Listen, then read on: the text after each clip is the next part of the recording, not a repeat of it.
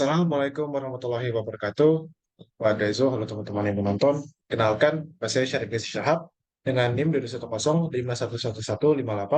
Di sini saya akan menjelaskan laporan rancangan database bisnis bookstore yang disusun oleh saya, yang sebagai syarat untuk melakukan ujian, kelulusan ujian praktikum sistem basis data. Kita mulai saja.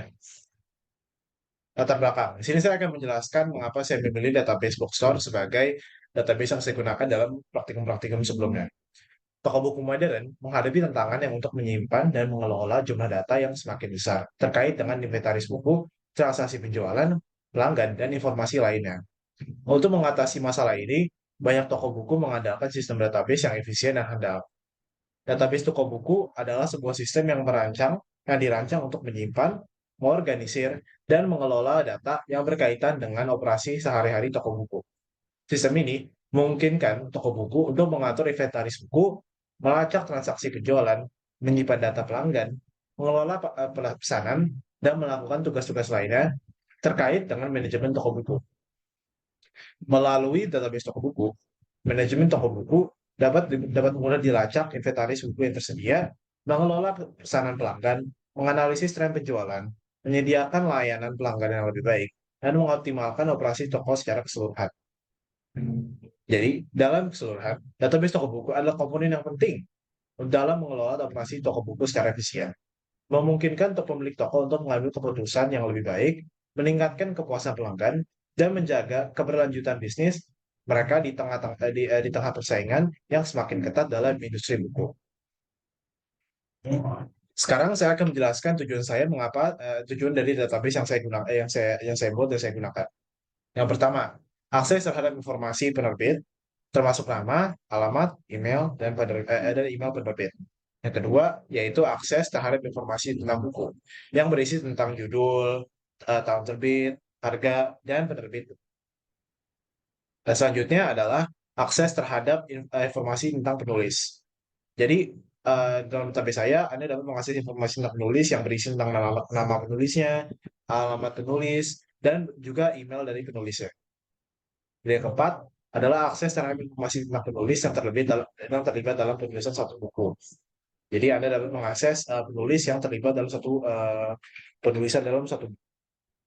Yang terakhir, akses terhadap informasi tentang pemesanan buku, termasuk tanggal pemesanan, jumlah buku yang dipesan, dan buku yang dipesan. Selain itu, database ini juga memungkinkan pengguna untuk melakukan operasi pengelolaan data seperti menambahkan data baru, mengubah data yang ada, dan menghapus data yang tidak diperlukan. Dengan adanya hubungan antara tabel-tabel dalam database, pengguna dapat melacak dan mengelola informasi dengan lebih efisien. Sekarang, pembahasan selanjutnya untuk kita adalah untuk mengetahui entitas-entitas yang saya gunakan dalam database tersebut. Nah, untuk mengefisiensikan cara kerja database ini, yang saya perlukan adalah 5 entitas. Yang pertama adalah buku, entitas penulis buku, entitas penerbit, dan entitas pemesanan. Selanjutnya, ini adalah penjelasan tentang entitas atribut. Untuk entitas penerbit, atribut-atribut yang terdapat dalam entitas penerbit tersebut adalah ID penerbit, nama penerbit, alamat penerbit, dan email penerbit. Selanjutnya, himpunan entitas buku, yaitu ID buku, judul, tahun terbit, harga, dan ID penerbit. Selanjutnya, dalam entitas penulis, atributnya yaitu ID penulis, nama penulis, alamat penulis, dan email penulis. Selanjutnya, dalam entitas penulis buku, kami hanya menggunakan 2 atribut, yaitu ID penulis dan ID buku. Selanjutnya, dalam entitas pemesanan, yang kita butuh adalah ID pemesanan, tanggal pemesanan, jumlah buku yang dipesan, dan begitu juga ID buku. Sekarang, saya akan menjelaskan relasi antar atribut. Yang pertama, tabel buku memiliki relasi dengan tabel penerbit melalui kolom ID penerbit. Relasi ini merupakan relasi many to one atau banyak ke satu, di mana satu penerbit dapat menerbitkan banyak buku, tapi satu buku hanya bisa diterbitkan oleh satu penerbit. Selanjutnya, tabel penulis buku merupakan tabel penghubung antara tabel buku dan penulis. Tabel ini memiliki 2 kolom, yaitu ID penulis dan ID buku. yang merupakan kunci asing atau foreign key ke tabel penulis dan buku. Relasi ini merupakan relasi many to many atau banyak ke banyak, di mana satu buku dapat ditulis oleh banyak penulis dan satu penulis dapat dapat menulis banyak buku. Selanjutnya adalah tabel penulis. Tidak memiliki selanjutnya adalah tabel penulis. Tabel penulis ini tidak memiliki relasi langsung dengan tabel buku dan tabel penerbit atau penerbit. Namun melalui tabel penulis buku, tabel penulis dapat memiliki relasi dengan tabel buku. Selanjutnya, tabel pemesanan memiliki relasi dengan tabel buku melalui kolom ID buku. Relasi ini merupakan relasi one to many atau satu ke banyak, di mana satu buku dapat dipesan oleh banyak pelanggan, tetapi satu pemesanan hanya untuk satu buku. Selanjutnya, untuk terakhir, tidak ada relasi langsung antara penerbit dan penulis dalam database ini. Namun, melalui tabel buku dan penulis buku, dapat dilihat bahwa terdapat terkaitan antara buku yang diterbitkan oleh satu penerbit dan buku yang ditulis oleh satu penulis. Sekarang, ini adalah penjelasan mengenai IRD yang saya buat.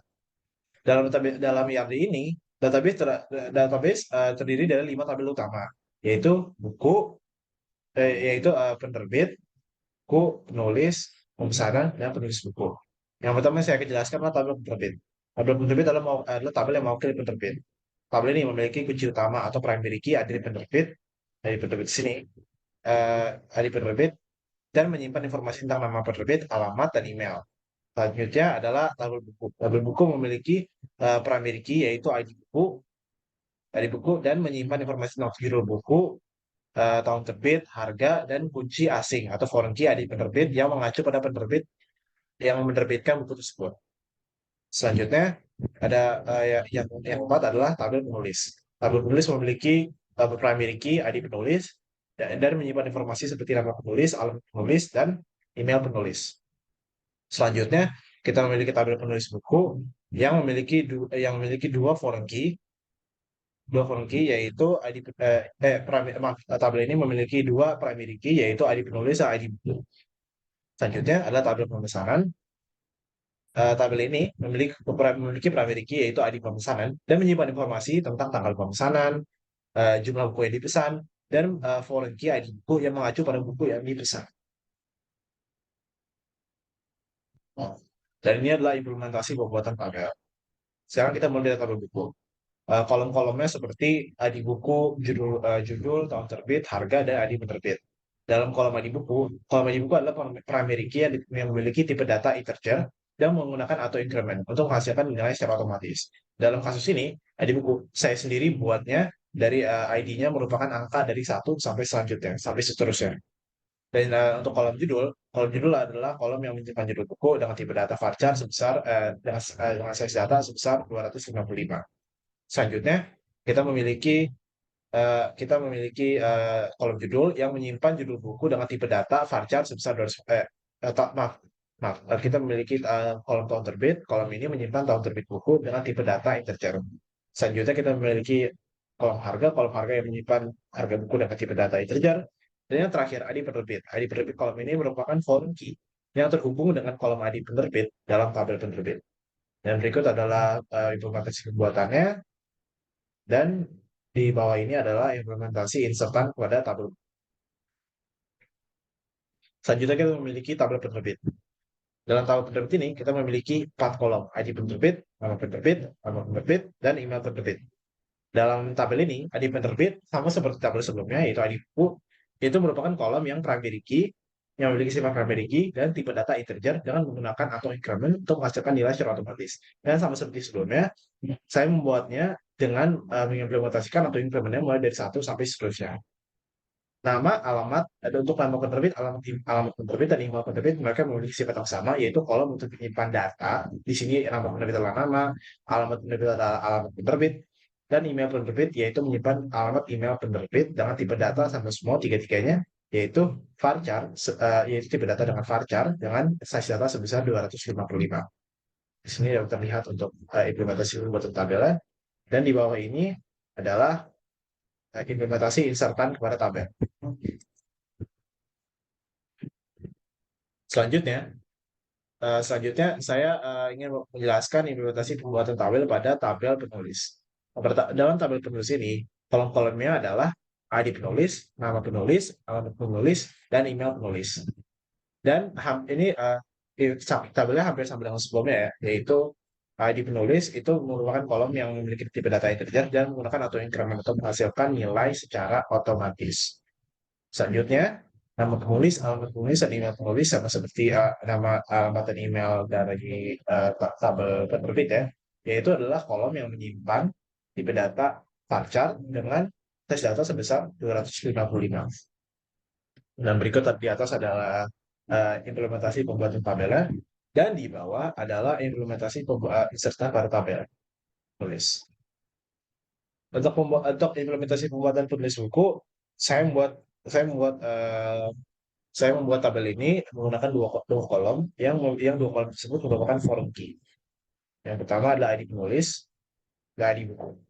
Kolom ini ID penulis adalah kolom yang merupakan foreign key yang terhubung antara kolom penulis pada tabel penulis. Dan sama seperti ID buku adalah kolom foreign key yang terhubung ke kolom ID buku di tabel. Berikut adalah implementasinya. Seperti di sini adalah ID penulis, ID buku adalah primary key pada tabel penulis buku, tapi ID penulis adalah foreign key references pada penulis, dan ID buku adalah foreign key references pada tabel buku. Dan ini adalah insertannya sama semua seperti sebelumnya. Yang terakhir adalah tabel pemesanan. Tabel pemesanan adalah tabel yang hampir sama sifatnya seperti tabel buku sebelumnya, yaitu memiliki 4 kolom. Yang pertama adalah pemesanan, tanggal pemesanan, jumlah buku, dan ID buku. Pada ID pemesanan adalah kolom yang merupakan primary key dengan memiliki tipe data integer dengan menggunakan auto increment untuk menghasilkan nilai secara otomatis. Selanjutnya, ada tanggal pemesanan. Kolom ini menyimpan tanggal pemesanan dengan tipe data D. Yang selanjutnya adalah kolom jumlah buku. Kolom ini menyimpan jumlah buku yang dipesan dengan tipe data integer. Dan yang terakhir, ID buku adalah kolom ini merupakan kolom key yang terhubung dalam kolom ID buku di tabel buku. Jadi di tabel buku ada kolom key yaitu ID pemesanan, dan di tabel pemesanan ada kolom key ID. Ini adalah implementasi pembuatannya, dan di bawah adalah implementasi insert. Sekarang saya akan masuk ke implementasi praktikum. Di sini saya akan menjelaskan ilmu-ilmu yang saya pelajari selama praktikum sistem basis data, mulai dari function sampai administration. Kita mulai dari yang pertama, yaitu implementasi praktikum function.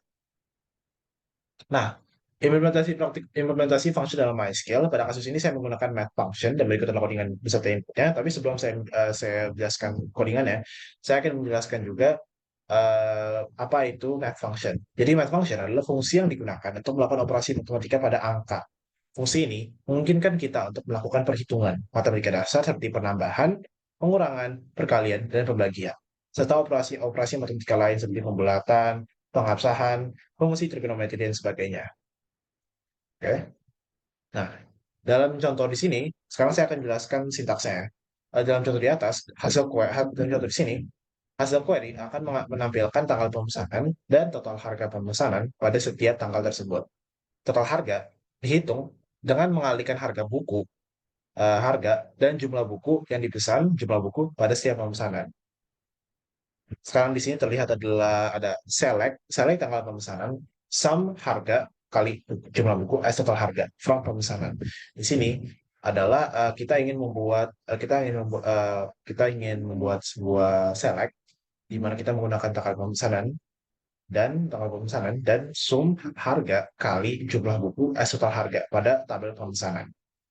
Nah, ada join buku on pemesanan ID buku sama dengan buku.id buku. Nah, buku on pemesanan .id buku yaitu adalah untuk menggabungkan tabel buku dengan tabel pemesanan berdasarkan nilai kolom ID buku yang sama. Selanjutnya adalah group by tanggal pemesanan. Grup by adalah ekspresi untuk digunakan untuk mengelompokkan hasil berdasarkan kolom tertentu, dan ID dan tanggal pemesanan yaitu kolom yang digunakan untuk mengelompokkan hasil berdasarkan tanggal pemesanan. Dalam contoh ini, query akan mengambil data dari tabel pemesanan dan menggabungkannya dengan tabel buku menggunakan join. Kemudian, hasilnya dikelompokkan berdasarkan kolom tanggal pemesanan. Pada kolom yang dihasilkan, yaitu total harga, akan menampilkan hasil perkalian antara harga dan jumlah buku, serta memberikan alias total harga. Hasil akhirnya akan menampilkan tanggal pemesanan dan total harga pemesanan pada setiap tanggal tersebut. Berikut tadi kita baru saja menjelaskan tentang function, ya. Lebih spesifiknya math function. Sekarang kita akan ngomong tentang fungsi is null. Di sini implementasi function dalam MySQL. Di sini saya menggunakan is null. Saya menggunakan is null. Berikut adalah codingan beserta outputnya. Nah, pada kasus penerapan is null, saya akan menggunakan tabel penerbit, tapi saya akan menambahkan data sebanyak satu. Karena untuk menjalankan penerapan is null ini, kami membutuhkan data dalam kolom berisi nol. Maka tabel dengan ini adalah tabel dengan pembaruan. Sebelumnya kita memiliki 11 data, tapi saya tambahkan satu, ya adalah contoh penerbit, alamat penerbitan nol, nah, email penerbitnya, info contoh penerbit.com. Nah, berikut adalah codingan beserta outputnya. Di sini saya akan jelaskan apa namanya sintaksnya. Yang pertama adalah select nama penerbit, email penerbit. Bagian ini menentukan kolom-kolom mana yang akan ditampilkan dalam hasil query. Dalam kasus ini, kolom nama penerbit dan email penerbit dipilih untuk ditampilkan. From penerbit. Bagian ini menentukan tabel mana yang akan digunakan dalam query. Dalam hal ini kita akan menggunakan tabel penerbit. Sekarang untuk lanjutannya adalah is null, where is null. Where is null, alamat penerbit. Bagian ini adalah klausa where yang digunakan untuk memfilter hasil query berdasarkan kondisi tertentu. Kondisi yang digunakan di sini adalah is null, alamat penerbit. Yang berarti kita akan mencari baris-baris di mana kolom email penerbit, pada kolom yang penerbit kita akan mencari di mana ada data yang bersifat nol atau kosong. Dan dapat dilihat seperti di sini, nama penerbitnya pada tabel sebelumnya yaitu contoh penerbit, dan email penerbitnya adalah info contoh penerbit, seperti yang di tabel sebelumnya setelah pembaruan. Nah, sekarang saya akan menjelaskan implementasi log read and log write pada MySQL. Sekarang saya akan menjelaskan pengertiannya. Pengertian log tables adalah suatu mekanisme yang digunakan untuk mengunci log satu atau beberapa tabel dalam database. Ketika sebuah tabel dikunci, itu berarti tidak ada transaksi lain yang dapat mengakses dan mengubah data pada tabel tersebut sehingga kuncinya dilepas atau unlock tables. Tujuan dari pengecualian tabel tersebut adalah untuk menjaga keintegritasan data dan mencegah konflik saat ada transaksi bersamaan yang mencoba untuk membaca atau mengubah data di dalam tabel yang sama. Dengan mengunci tabel, MySQL memastikan bahwa hanya ada satu transaksi yang dapat mengakses tabel pada satu waktu, sehingga menghindari situasi di mana data dapat rusak atau hasil transaksi tidak konsisten. Ada dua jenis penguncian tabel umum yang digunakan dalam MySQL. Yang pertama adalah read logs dan write logs. Sepertinya read logs dan write logs adalah self-explanatory yang artinya dapat dijelaskan sendiri. Read logs adalah fungsi yang digunakan untuk memastikan bahwa tabel tabel spesifik ini tidak dapat dibaca. Dan write logs adalah fungsi yang digunakan untuk mengunci terjadinya mengunci write logs adalah sebuah fungsi yang lain untuk membaca atau menulis dari tabel yang sama. Hanya satu transaksi yang dapat mengikuti tulis pada tabel tertentu. Penguncian tulis dapat dilakukan dengan perintah log table table name write, atau secara implisit saat transaksi sedang berjalan.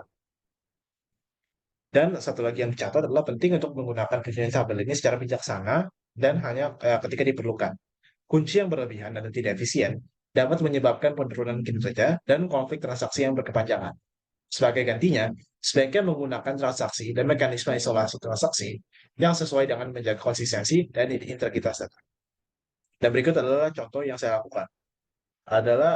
Saya menggunakan sintaks log tables buku write dan pemesanan write. Di sini saya mengunci terjadinya write terhadap tabel buku dan tabel pemesanan.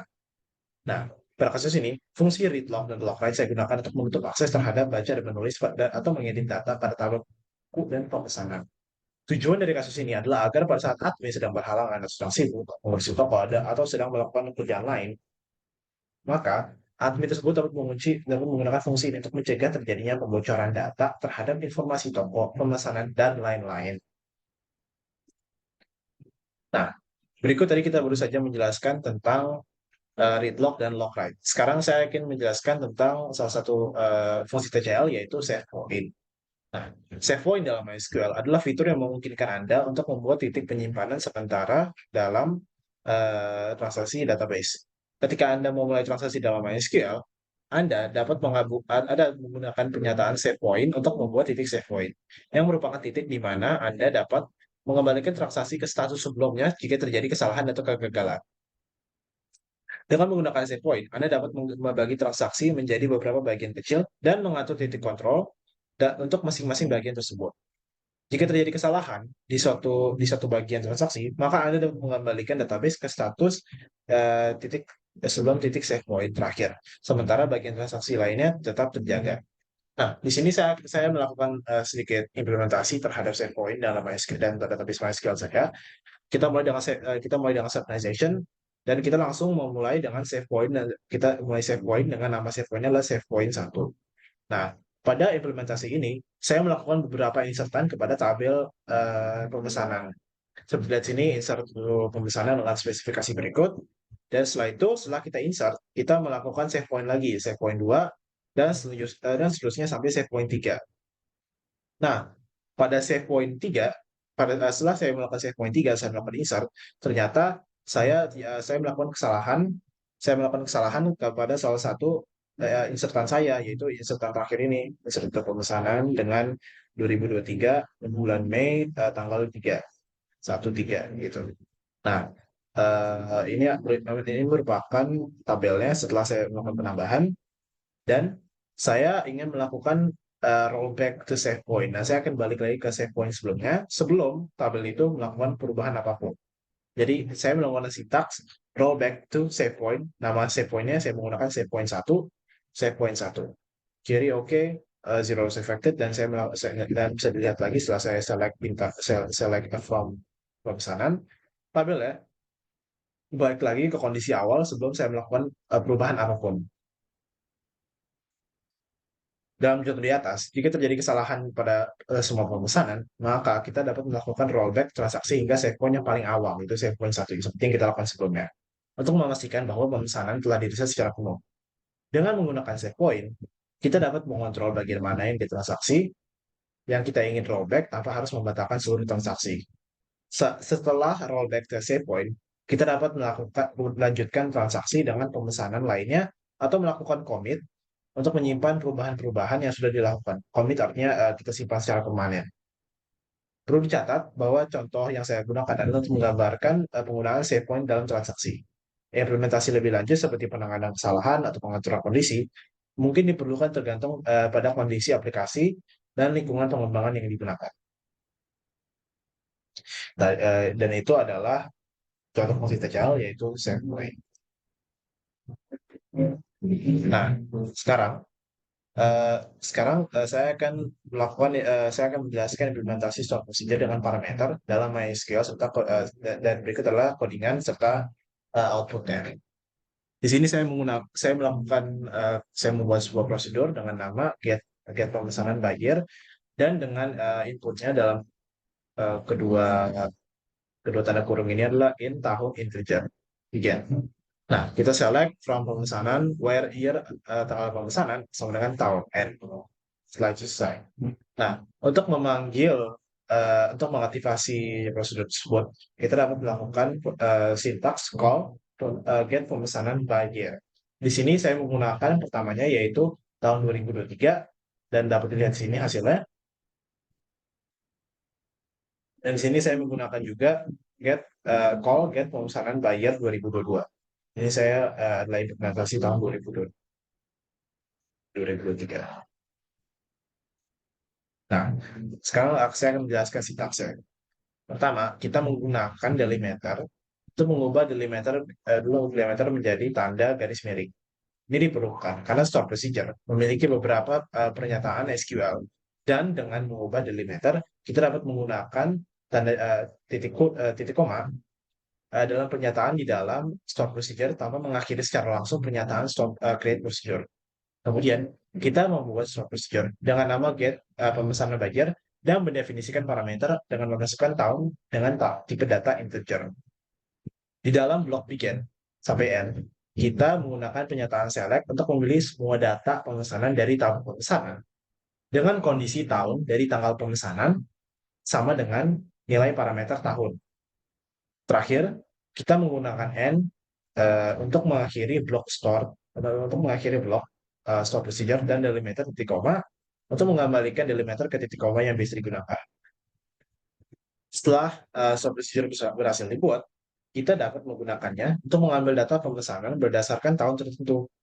Store procedure ini sangat berguna jika kita perlu sering mengambil data pemesanan berdasarkan tahun tertentu, tanpa harus menulis ulang pernyataan SQL setiap kali. Dengan menggunakan store procedure, kita dapat memanggilnya dengan mudah dan mengirimkan parameter yang sesuai untuk mendapatkan hasil yang diinginkan. Dan tadi adalah store procedure dengan menerapkan parameter. Sekarang saya akan menjelaskan implementasi pembuatan store procedure dengan menerapkan case dalam MySQL. Dan berikut adalah input dan output dari codingan tersebut. Nah, saya akan jelaskan dulu store procedure itu apa. Store procedure menerapkan case itu apa. Store procedure dalam MySQL adalah sekumpulan pernyataan SQL yang diberikan nama dan disimpan dalam database. Dengan menggunakan store procedure, kita dapat mengelompokkan serangkaian perintah SQL yang sering digunakan untuk menjadi satu unit tunggal yang dapat dipanggil dan dieksekusi dengan mudah melalui nama yang ditentukan.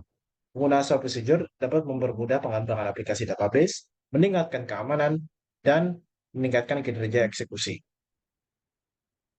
Nah, di sini saya membuat sebuah store procedure dengan nama tampilkan info penerbit. Digunakan untuk menampilkan informasi penerbit berdasarkan ID penerbit yang diberikan sebagai parameter input. Berikut adalah berikut adalah logika yang saya gunakan dan sintaks yang saya gunakan. Sekarang saya jelaskan sintaksnya. Yang pertama, kita menerapkan delimiter seperti biasa untuk mengganti dari titik koma menjadi tanda dua garis miring. Setelah itu, kami membuat short procedure dengan nama tampilkan info penerbit dan parameter ID penerbit yang digunakan untuk menyediakan ID penerbit sebagai input saat memanggil store procedure. Dalam short procedure ini kita mendeklarasikan 3 variabel, yaitu nama penerbit, alamat penerbit, dan email penerbit. Yang keempat adalah kita nilai-nilai tersebut yang disimpan dalam variabel tersebut yang sesuai dengan menggunakan into clause. Nah, yang kelima, menggunakan case statement. Kita memeriksa apakah nama penerbit memiliki nilai tidak nol. Jika nama penerbit tidak nol, maka ID penerbit yang diberikan ditemukan dalam tabel penerbit. Dalam hal ini, kita akan menggunakan select statement untuk menampilkan informasi penerbit menggunakan fungsi concat untuk menggabungkan string dengan variabel. Yang keenam, kita menggunakan concat untuk menggabungkan string dengan nama penerbit. Dengan nilai dari variabel nama penerbit, hal yang sama dapat dilakukan untuk alamat penerbit dan email penerbit. Jika nama penerbit nol atau tidak ditemukan, maka kita menggunakan select statement untuk menampilkan pesan bahwa penerbit tidak dapat ditemukan. Seperti di bawah ini. Else, penerbit tidak ditemukan as info penerbit. Setelah itu kita end case-nya dan kita end case-nya dan kita balik ke delimiter. Nah, sekarang di sini kita menampilkan output-nya. Di sini output-nya saya menggunakan call tampilkan info penerbit. Nah, kita masukkan ID penerbit kan. ID penerbitnya kita coba masukkan 4. Nah, maka info penerbitnya akan keluar seperti ini. Mereka akan menampilkan nama, alamat, dan email. Sini nama penerbitnya adalah HarperCollins Publishers. Info penerbit alamatnya adalah di New York, USA. Dan emailnya adalah info@harpercollins.com. Ya, kita akan coba lagi. Misalnya kita menggunakan ID penerbit yang tidak ada dalam tabel penerbit. Misalnya 0. Maka kita masukkan 0 dan hasilnya seperti berikut. Penerbit tidak ditemukan. Nah, pada kasus itu, kami membuat prosedur tampilkan info penerbit yang berfungsi untuk menampilkan informasi mengenai penerbit seperti nama, alamat, dan email yang sudah tertera dalam tabel penerbit. Dan kami dapat mengakses informasinya dengan cara call tampilkan info penerbit dengan menambahkan ID penerbit. Solusi di atas digunakan untuk menampilkan informasi penerbit berdasarkan ID penerbit yang diberikan sebagai parameter input. Dengan menggunakan procedure ini, kita dapat memanggilnya dengan memberikan ID penerbit yang ingin dicari informasinya. Sekarang saya akan menjelaskan implementasi pembuatan sort function dalam MySQL, dan ini berikut inputnya dan berikut outputnya. Nah, sekarang penjelasannya ada sebagai berikut. Fungsi di atas yang kalian baca ini adalah sebuah fungsi yang beri nama cari penerbit, yang memiliki satu parameter input berupa judul buku dengan tipe data varchar sebesar 255. Fungsi ini akan mencari nama penerbit dari sebuah buku berdasarkan judul buku yang diberikan sebagai parameter input. Pertama-tama, fungsi ini mendeklarasikan variabel lokal bernama nama penerbit dengan tipe data varchar sebesar 255. Kemudian, dengan menggunakan sebuah select statement, dengan interjoin antara tabel penerbit dan buku, berdasarkan ID penerbit, fungsi ini akan mencari nama penerbit dari penerbit yang memiliki ID penerbit yang sama dengan ID penerbit yang di buku yang memiliki judul yang sama dengan judul buku yang diberikan. Setelah nama ditemukan, nilai tersebut disimpan ke dalam variabel lokal nama penerbit. Akhirnya, fungsi ini akan mengembalikan nilai nama penerbit sebagai output. Tujuan dari fungsi ini adalah untuk membantu pengguna untuk mencari tahu nama penerbit dari sebuah buku berdasarkan judul buku yang diberikan. Dalam menggunakan fungsi ini, pengguna dapat secara mudah mendapatkan informasi tentang penerbit dari sebuah buku tanpa perlu melakukan pencarian manual melalui tabel penerbit dan nah, berikut adalah contoh output yang kita gunakan. Kita menggunakan select statement, select cari penerbit, dan kita masukkan salah satu judul buku, yaitu The Da Vinci Code. Nah, dengan menggunakan maka store function kita akan langsung diotomatiskan untuk jalan, dan mereka akan menampilkan seri penerbit dari Da Vinci Code. Dan berikut adalah penerbit dari Da Vinci Code tersebut, yaitu Doubleday. Nah, selanjutnya uh, selanjutnya selanjutnya saya akan menjelaskan implementasi pembuatan trigger dalam MySQL. Berikut adalah input dan outputnya. Pertama, saya akan menjelaskan dulu apa itu trigger yang saya buat. Dalam kasus ini saya membuat trigger before insert. Trigger before insert adalah jenis trigger yang diaktifkan sebelum data baru dimasukkan ke dalam tabel. Trigger ini memungkinkan Anda untuk menjalankan serangkaian perintah sebelum operasi insert sebenarnya dilakukan. Variabel dalam konteks ini merujuk pada variabel yang dapat digunakan dalam tunggu trigger untuk menyimpan nilai-nilai terkait dengan operasi yang sedang berlangsung. Variabel ini disebut dengan new. New adalah variabel yang bertipe sama dengan struktur tabel yang di-trigger dan berisi nilai-nilai yang akan dimasukkan ke dalam tabel. Dan berikut adalah codingan yang saya gunakan. Delimiter, trigger, check jumlah buku. Nah, uh, yang pertama adalah trigger ini dipicu sebelum melakukan operasi insert pada tabel pemesanan. Jadi sebelum kita melakukan insert pada tabel pemesanan, trigger ini akan langsung diaktifkan. Nah, untuk setiap baris akan di-insert for each row, trigger ini akan dieksekusi. Pada awal trigger, kita mendeklarasikan variabel stock yang akan digunakan untuk menyimpan jumlah total buku dengan ID buku yang sama pada tabel pemesanan. Kemudian, menggunakan penyataan select atau select statement, kita menghitung jumlah total buku ID buku dengan ID buku yang sama pada tabel pemesanan dan menyimpannya ke variabel stock. Setelah itu, kita memeriksa apakah jumlah stok saat ini ditambah dengan jumlah buku yang akan diinsert atau jumlah buku melebihi batas stok maksimum. Dalam contoh ini saya menggunakan 10. Jika iya, trigger akan menyebabkan kesalahan atau error dengan signal yang mengirimkan pesan kesalahan. Dan jika tidak ada kesalahan terjadi, maka operasi insert akan berhasil. Nah, di sini saya menggunakan signal SQL state yaitu 45.000 dan message text-nya yaitu jumlah buku telah melebihi stok yang tersedia. Dan berikut adalah contoh implementasi, contoh penggunaan pada trigger tersebut.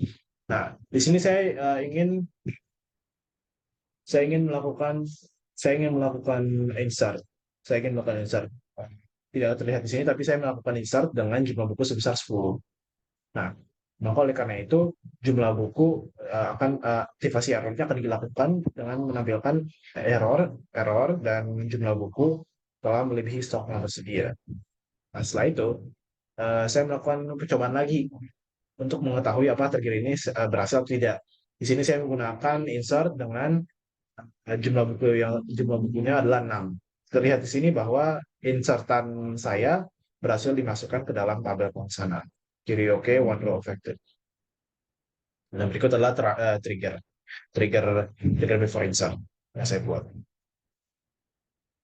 Nah, ya, sekarang penjelasannya dalam kasus yang saya buat terdapat tabel pemesanan yang digunakan untuk mencatat pemesanan buku.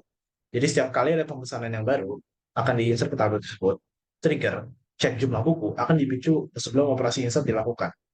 Tujuan dari trigger ini adalah untuk memastikan bahwa jumlah buku yang dipesan tidak melebihi stok yang tersedia. Stok buku dihitung dengan menjumlahkan jumlah buku dengan ID buku yang sama pada tabel pemesanan. Setelah itu, kita memeriksa apakah jumlah bukunya pas. Nah, jika kita melebihi stok yang tersedia, maka trigger akan menyebabkan kesalahan yang menggunakan pernyataan signal untuk mengirimkan pesan kesalahan kepada pengguna. Dengan adanya trigger ini, jika ada pemesanan yang melebihi stok yang tersedia, jika ada pembeli yang mau beli buku, terus mereka insert ke tabel pemesanan, ternyata insertan jumlah buku mereka melebihi stok yang tersedia, maka operasi insert pada tabel pemesanan akan dihentikan dan pengguna akan menerima pesan kesalahan untuk yang mengindikasi bahwa jumlah buku melebihi stok yang tersedia. Dengan demikian, trigger ini akan membantu menjaga konsistensi data dalam database yang memastikan bahwa stok buku tidak negatif atau tidak melebihi di atas yang ditentukan. Selanjutnya, saya akan menjelaskan trigger lanjutan dalam MySQL. Berikut adalah input yang saya gunakan dan output yang saya gunakan.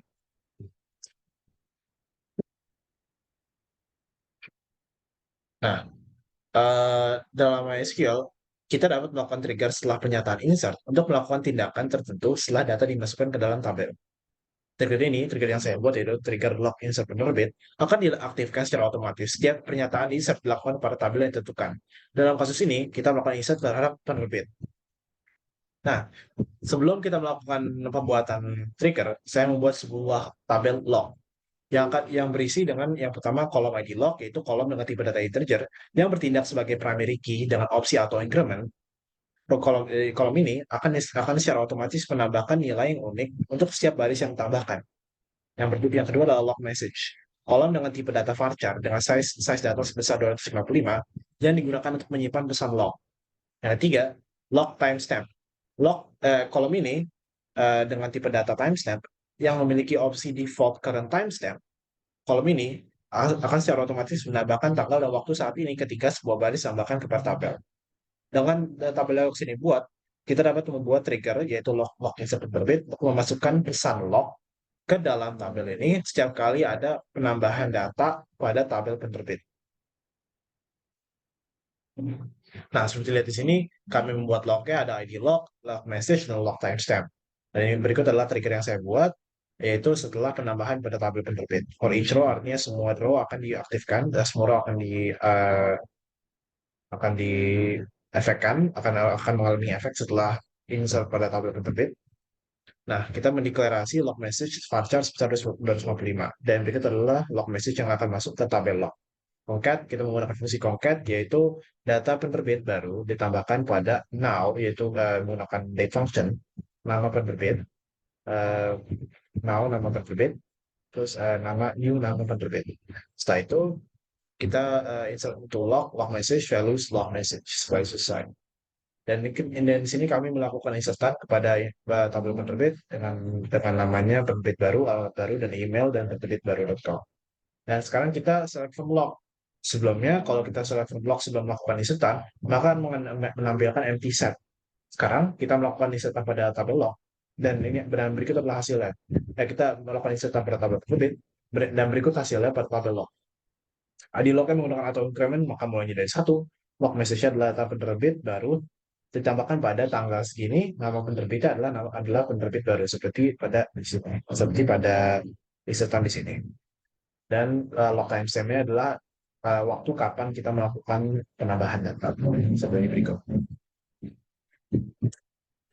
Nah, pada contoh tadi, sebuah trigger dengan nama log insert penerbit telah dibuat. Trigger tersebut akan diaktifkan setelah baris baru ditambahkan pada tabel penerbit.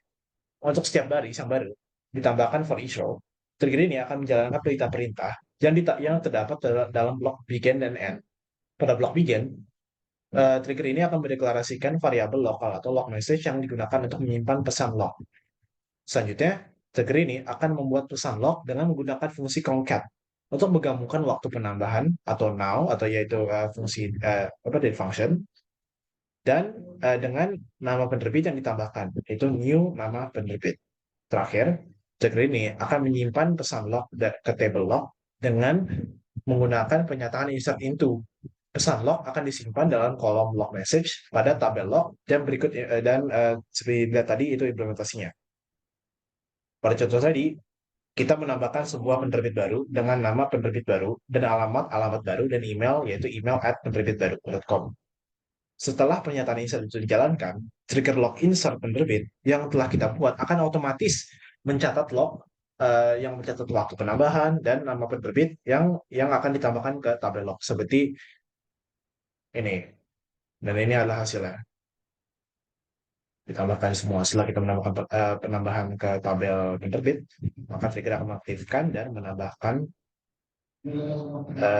inputan ke tabel log.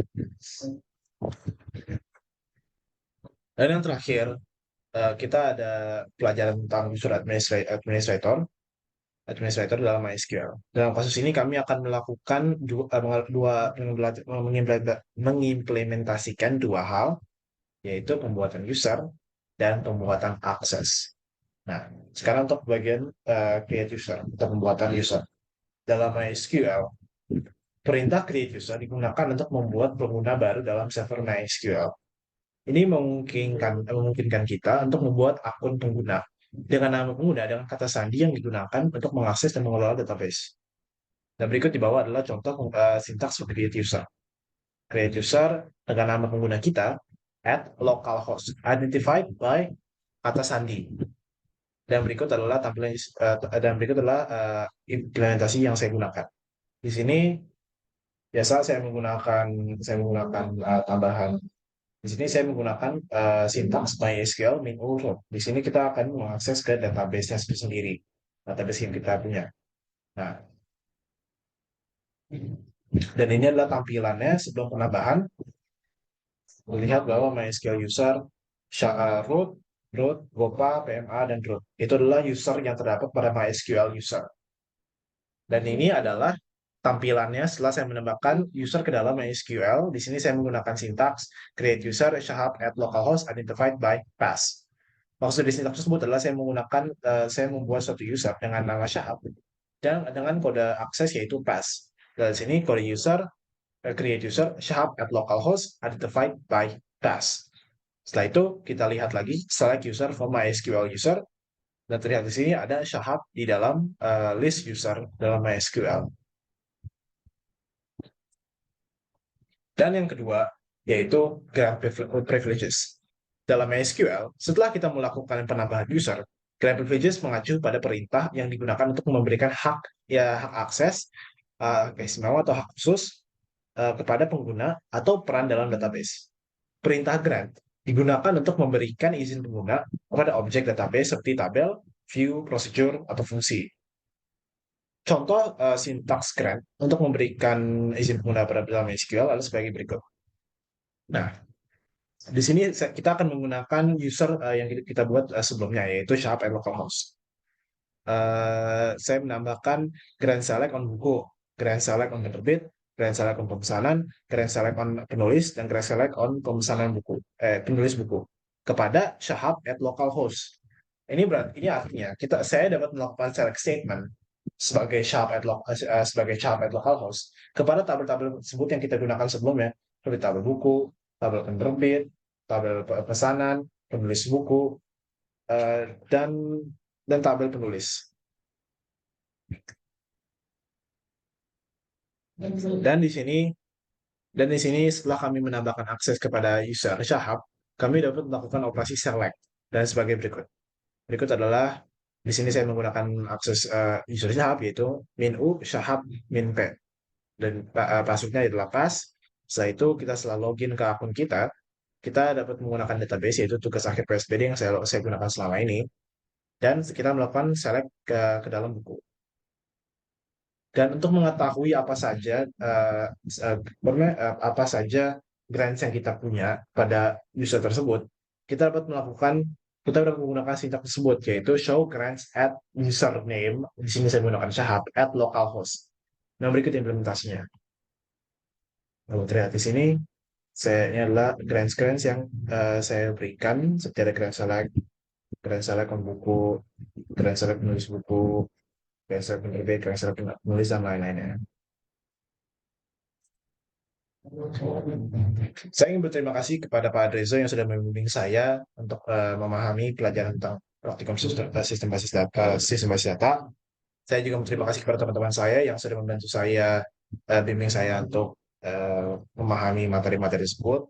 Dan saya juga berterima kasih kepada Pak Adrezo yang sudah memberikan saya kesempatan untuk membuat laporan rancangan database. Saya berharap em, laporan yang saya buat dapat menambahkan wawasan mengenai penggunaan database dan pengolahan function dalam suatu database. Sekiranya itu saja, saya mohon maaf bila ada kata-kata salah yang saya gunakan. Sekiranya itu saja, mohon maaf bila ada kata salah. Terima kasih atas perhatiannya. Wassalamualaikum warahmatullahi wabarakatuh.